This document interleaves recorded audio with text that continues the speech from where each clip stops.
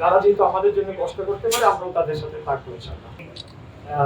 ঈদগাহ প্রস্তুত করার জন্য এখানে ঢাকা দক্ষিণ সিটি কর্পোরেশনের সর্বস্তরের কর্মচারী কর্মকর্তাবৃন্দ এবং আইন শৃঙ্খলা রক্ষাকারী সকল বাহিনীর সদস্যরা যারা দায়িত্ব পালন করছেন সবাইকে ধন্যবাদ জানাচ্ছি। আবারও আমাদের আগামীকালকে যে ঈদের জামাত অনুষ্ঠিত হবে সেটিকে নিরাপদ করে তোলার জন্য আপনারা নিরলস পরিশ্রম করে চলেছেন।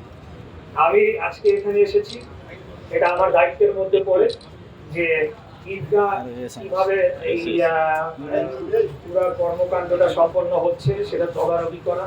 শুধু তাই নয়, যারা এখানে শ্রমিকরা রয়েছেন তাদের পাশে এসে দাঁড়ানো এবং তাদেরকে কিছুটা মোটিভেট করা। এটা আমরা কালকে থেকেও মাঠে থাকবো, যারা পরিচ্ছন্ন কর্মী থাকবে তাদের সাথে আমরা, আমাদের ঈদের দরকার নেই, আমরা তাদের, যারা যেহেতু আমাদের জন্য কষ্ট করতে পারে আমরাও তাদের সাথে থাকবো ইনশাআল্লাহ।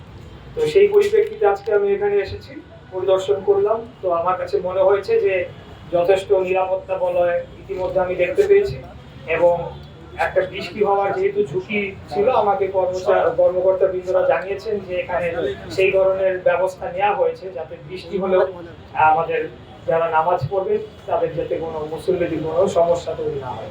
তো এই ছিল আজকের বিষয়, এই কারণে আজকে আমার এখানে আসা হয়েছে।